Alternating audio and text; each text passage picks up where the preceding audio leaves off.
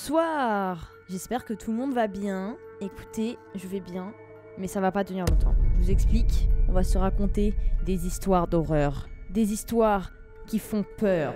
Vous n'avez pas rêvé, c'est bien l'édition numéro 2 de Horreur au coin du feu. Je vous invite à vous asseoir au coin du feu, à mes côtés. Tout vient de Reddit, on va être transparent. r/nosleep, merci les gars, vous êtes incroyables. Voilà, ce n'est pas écrit par moi-même. Vous aurez évidemment en description le lien de toutes les vidéos pour aller soutenir les auteurs. Si je peux vous donner un petit conseil, si vous voulez pas ramener une malédiction chez vous, si vous voulez pas être hanté ou je ne sais quoi, franchement, abonnez-vous à la chaîne, c'est gratuit et ça vous protège des malédictions. Voilà, c'est un petit conseil. Et puis si vous voulez être sûr de chasser à 100% la malédiction, likez la vidéo, commentez, partagez et activez la cloche des notifications. Et là, vous êtes en sécurité les amis, c'est promis. On va pouvoir commencer la première histoire qui s'intitule « J'ai téléchargé une application qui génère des vidéos de vous-même dans le futur. Et je ne m'attendais pas à l'horreur que j'ai vue. » J'avais parcouru Reddit et TikTok sur mon téléphone depuis plusieurs heures. Lorsque, toujours à la recherche de quelque chose d'intéressant pour passer le temps, je suis finalement allée sur l'App Store pour trouver des applications amusantes. C'est alors que je suis tombée sur cette application qui s'appelait simplement « Votre avenir ». Application en phase de test bêta qui vous permet de voir une vidéo de vous-même dans le futur. C'était tellement stupide que je n'avais pas pu résister à la télécharger juste pour voir à quel point cela pouvait être ridicule. Peut-être que je me verrai le jour de la remise des diplômes et que cela me donnerait un peu d'espoir. Le logo est apparu sur mon téléphone. Un simple point d'interrogation blanc sur fond noir. Bizarre, ai-je dit à voix haute. Ensuite, j'ai pensé qu'il n'avait peut-être pas eu le temps de créer un logo décent. Et que cela s'annonçait encore plus drôle que prévu. J'ai lancé l'application. L'écran est devenu complètement noir. Pendant un moment, j'ai eu peur d'avoir téléchargé un virus. Ensuite, je me suis dit que si elle était sur l'App Store, ils avaient certainement vérifié que l'application n'était pas dangereuse. Quelques secondes plus tard, j'ai respiré à nouveau en voyant l'écran changer. L'écran noir n'avait pas bougé en arrière-plan, mais une phrase était apparue sur l'écran. Elle disait simplement « Appuyez ici si vous souhaitez découvrir votre avenir. » Tony! Le dîner est prêt, a crié ma mère en bas. J'arrive! Ai-je répondu avant de sortir de ma chambre en laissant mon téléphone sur le lit. Après le dîner, je suis retournée dans ma chambre et j'ai passé plusieurs heures à jouer sur mon ordinateur. Mais lorsque j'ai pris mon téléphone, j'ai remarqué qu'une étrange notification était apparue. Téléchargement de la vidéo terminé. J'ai appuyé sur la notification et le dossier téléchargement de mon téléphone s'est ouvert. Apparemment, la vidéo s'était téléchargée toute seule. J'ai appuyé sur le bouton et la vidéo a commencé. Il faisait sombre et quelqu'un utilisait une lampe frontale fixée sur sa tête, ainsi que la caméra pour éclairer la zone autour de lui. Je ne pouvais voir que les mains et les pieds de la personne qui filmait. La lampe qu'il utilisait était assez mauvaise et je pouvais à peine voir où il se trouvait. Puis il s'est arrêté devant le cadre d'un meuble. C'était une photo de moi et de ma famille. Le même cadre qui se trouvait dans la cuisine, au rez-de-chaussée. Ma respiration s'est arrêtée et mon cœur s'est emballé. J'ai vu l'homme se diriger vers les escaliers, vers l'étage où se trouvait ma chambre et celle de mes parents. Je me suis levée brusquement et j'ai écouté à travers la fente de ma porte. J'entendais toujours mes parents commenter le film qu'ils regardaient en bas dans le salon. Une fois à l'étage, j'ai vu la porte de ma chambre apparaître. Mais l'homme a tourné à droite, vers la chambre de mes parents. Il a éteint la lampe torche, plongeant l'écran dans l'obscurité complète. Et lentement, j'ai entendu la porte de mes parents s'ouvrir sur les haut-parleurs. À ce moment-là, il a rallumé la lampe torche, mais la lumière était dirigée vers le bas. Je ne pouvais donc rien voir. Rien, sauf le grand couteau qui était apparu dans sa main. L'homme a enjambé ma mère. L'homme a soudainement posé sa main gantée sur la bouche de ma mère et il lui a donné un coup de couteau dans la gorge. J'ai vu ses yeux grands ouverts de surprise alors qu'elle fixait la caméra. Son corps s'est soudainement tendu, puis s'est relâché alors que le sang giclait partout. Il s'est ensuite déplacé de l'autre côté du lit, en face de mon père. Il a posé sa main sur la bouche de mon père à nouveau. Et en même temps, d'un coup vif, il lui a enfoncé un couteau dans le cœur. Les yeux de mon père se sont également écarquillés de surprise avant de se fermer à jamais, comme ceux de ma mère juste avant. L'homme a lentement reculé, continuant à filmer le lit, comme s'il voulait immortaliser le moment. L'homme se tournait vers l'autre bout du couloir, vers ma chambre. J'ai entendu qu'il faisait quelques pas, puis touchait le bout de mon lit avec l'une de ses bottes, comme il l'a fait avec mes parents. Il a rallumé la lampe torche, et me voilà, endormi dans mon lit. Je n'arrivais pas à croire ce que je voyais. Il allait le faire. Il allait me tuer. Il s'est approché de moi, le couteau à la main. Chérie, juste devant moi, dans le monde réel, se tenait ma mère. Qu'est-ce que tu fais encore debout à cette heure-ci devant ta porte? Va te coucher, a-t-elle dit. Avant de se diriger vers leur chambre, sans me laisser le temps de répondre quoi que ce soit. J'ai regardé à nouveau l'écran de mon téléphone, la vidéo s'était terminée et avait recommencé au début. Heureusement, je n'avais pas vu mon propre meurtre grâce à l'interruption de ma mère, et je n'avais pas l'intention de rembobiner la vidéo pour le voir. J'ai passé plusieurs heures à rationaliser sans grand succès. Puis j'ai eu une idée, j'ai accédé aux informations détaillées sur le fichier vidéo. Juste devant mes yeux se trouvait ce que je redoutais le plus. Date, le 29 mars 2024 à 23h57. C'est la date d'aujourd'hui et il est actuellement 23h20. On va pouvoir passer à l'histoire numéro 2. Il n'est pas sûr de saigner ici.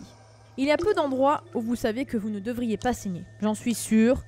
Les eaux infestées de requins, n'importe où dans le territoire des ours, bien sûr, mais vous oubliez le Midwest. Pour dîner, lorsque la cloche sonne ou que maman crie comme une folle, si vos parents sont généreux, vous pouvez sortir après la tombée de la nuit pour attraper les lucioles. Mais assurez-vous de porter vos chaussures. Ne vous approchez pas trop des bois ou d'une branche pourrait vous crever l'œil. Et tout ce genre de choses. Ce qu'ils ne vous disent pas, ou même ne savent pas vraiment, c'est que vous ne devriez pas saigner après la nuit tombée. Vous voyez, cette terre appartenait autrefois aux autochtones. Ils ont parcouru cette terre et connaissaient ses habitudes et ses fins. Ils savaient comment apaiser la terre, comment la calmer, assez longtemps pour que ses fins ne les consomment pas entièrement. L'homme blanc est arrivé ici, se précipitant, pensant savoir comment apaiser la terre, et ironiquement, nous avons accidentellement réussi. Les fermes porcines, voyez-vous, produisent beaucoup de sang. Du sang doit être drainé, et ce sang peut tout aussi bien être transformé en engrais. Ce sang apaise la terre ici. Alors, laissez-moi vous raconter une histoire de mon enfance qui explique pourquoi vous ne devriez jamais saigner après la nuit tombée dans le Midwest. J'avais 13 ans, mon cousin Zach en avait 14 et mon ami avait le même âge que moi. Ma mère nous a laissé aller attraper les lucioles après la tombée de la nuit, ce qui était inoffensif. Mon cousin Zach a été celui qui nous a défié d'entrer dans le champ de derrière la ferme. Après un triple défi, j'y suis allée en premier, dans les tiges de maïs sèches et coupantes en fin septembre. J'ai senti qu'elle me griffait alors que je courais dans la forêt de tiges de maïs uniformes. Malgré la douleur minime, j'ai gigoté sachant que je violais les règles les plus importantes de ma mère. Ne pas entrer dans les champs de maïs après la tombée de la nuit où vous pouvez vous perdre. J'ai entendu mes amis arriver en courant derrière moi, riant et se débattant à travers le maïs tranchant comme un rasoir derrière moi. J'ai vu la première goutte de sang tomber, presque au ralenti sur le sol sec et assoiffé en dessous de moi. Même à la lumière de la lune, j'ai pu voir que là où le sang a touché le sol autour s'est assombri de manière dramatique, comme si j'avais versé une bouteille d'eau dedans. Et le sol, le mieux qu'on puisse décrire, c'est qu'il m'a absorbé. Il me connaissait maintenant. Mon sang s'est glacé et j'ai crié à mon ami Zach que je pensais que nous devrions partir. Tout d'abord, je suis tombée sur Zach. Il saignait de partout à cause des légères éraflures et j'ai su alors que la terre ne le laisserait jamais partir. Il avait enlevé sa chemise ensanglantée, j'ai mis sa chemise trempée de sang et j'ai sprinté à travers le maïs. J'ai suivi les cris de douleur qu'il a dû ressentir lorsque les enveloppes des épis lui arrachaient la peau à chaque pas.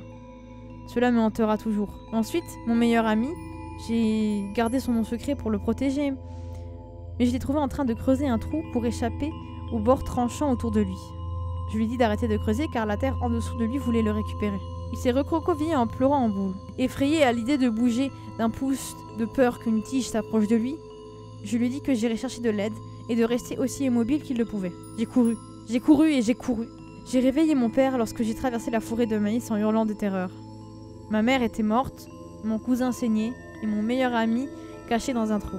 Mon meilleur ami a été interné pendant un certain temps et nous nous sommes éloignés mais il a survécu. Mon cousin, quant à lui, a été, selon les informations, déchiqueté par des coyotes. Malgré les connaissances de ma mère sur les anciennes méthodes, la terre se souvient de mon goût. Je rentrais chez moi pour voir mon père après des années loin de cet endroit horrible. J'ai heurté un nid de poule de la taille du Kansas pour me faire éclater un pneu droit. Mes appels et mes SMS ne passent pas. Mon téléphone est à 23% de batterie depuis beaucoup trop longtemps. Cela fait facilement des jours, mais rien n'a changé. Le ciel est toujours noir, la nuit est la même que je l'avais laissée tant d'années auparavant. L'horloge ne s'est pas déplacée d'1 minute, mais je sais seulement depuis combien de temps cela dure à cause du sommeil. J'ai une connaissance moyenne de la technologie et j'ai été un script pour publier ce message une fois qu'il y aura de nouveau du signal. Le maïs pousse si près des routes. Si vous recevez ce message, mon ami, sachez que la région connaît votre coup et que vous êtes plus que bienvenu à venir ici pour la nourrir. Fuyez dans le désert, il n'est pas sûr de saigner ici. On va pouvoir passer à l'histoire numéro 3. Il y a une ville dans le sud qui a disparu de la carte. Selon tous les recensements connus et les historiens, une ville nommée Braxton n'a jamais existé en Alabama. Du moins, pas pour ceux qui ne l'ont jamais cherché. Il n'existe aucun enregistrement public de personnes ayant vécu dans une ville portant ce nom. Et si vous demandez à un professeur ou à un fonctionnaire s'ils connaissent quelqu'un qui a déjà été dans cette ville appelée Braxton, dans le nord-est de l'Alabama, il pourrait rire de vous ou, moins embarrassant, vous regarder bizarrement. Braxton était censée être une petite ville située dans les contreforts des montagnes Apaches. Cette ville est connue des locaux comme étant une légende urbaine. C'est quelque chose que les grands-parents prévenaient à leurs enfants lorsqu'ils partaient jouer dans les bois. Ne cherchez pas les fantômes de Braxton, disait-il. Tout comme la ville elle-même, les gens ont été disparus dans le temps. Malgré cela, certaines personnes prétendent avoir vu la ville.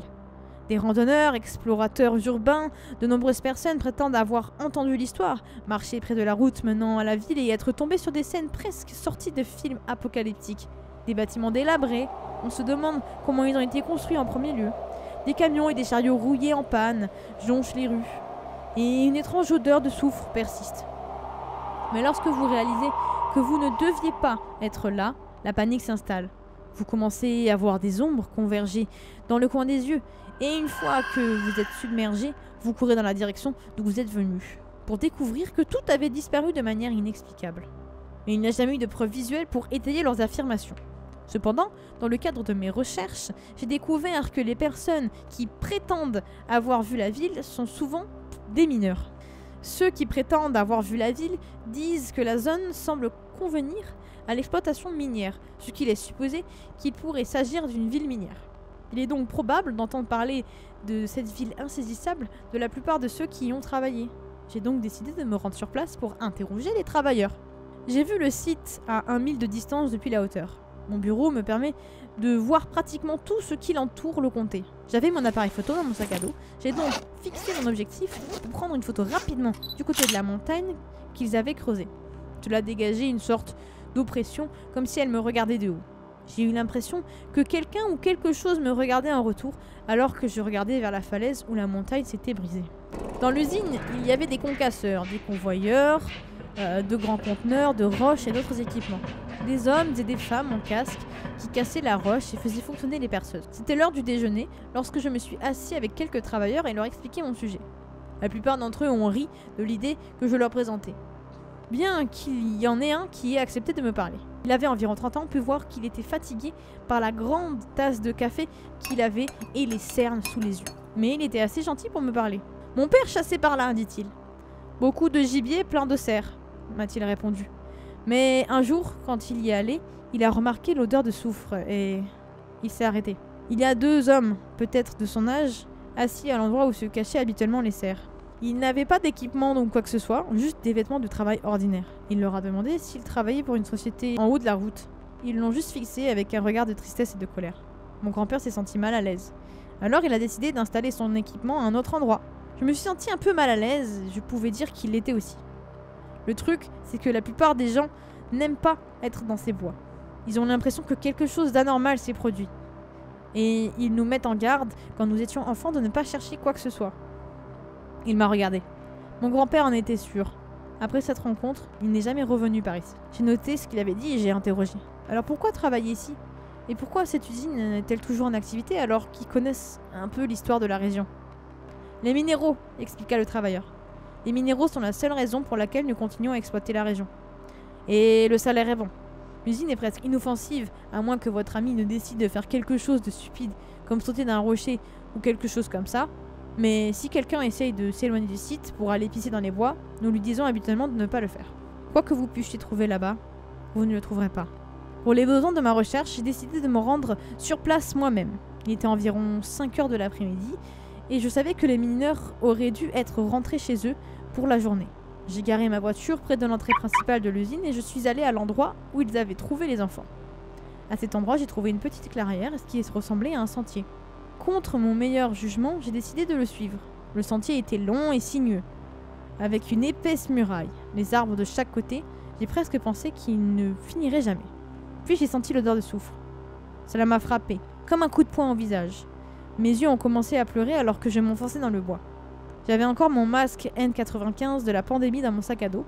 Je l'ai sorti pour continuer à avancer. Lorsque j'ai finalement atteint la carrière, j'ai vu ce qui ressemblait à des bâtiments. Je n'arrive pas à y croire, j'y étais arrivé. Je l'avais finalement trouvé. C'était comme une capsule temporelle. Les bâtiments semblaient tout droit sortir d'une carte de vœux de vacances.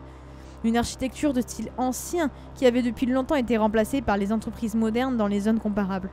Je suis allé de l'avant, bien que je n'ai pas vu de camion, j'ai vu ce qui ressemblait à des traces de pneus, comme si certains avaient visité l'endroit. Je me suis assis dans l'herbe, près de la place de la ville, et je prenais des photos.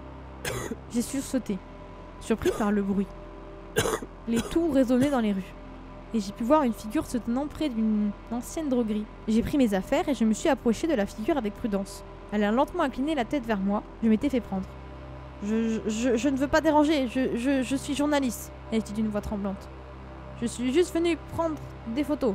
Des photos répéta la figure. J'ai commencé à reculer encore plus loin. La figure a tourné la tête vers moi. L'odeur était encore plus forte maintenant, alors que je regardais dans les yeux de la figure, ou plutôt le vide noir où auraient dû se trouver ses yeux. Son visage était couvert de terre brune, avec des coupures qui couraient le long du visage, encore fraîches et sanglantes.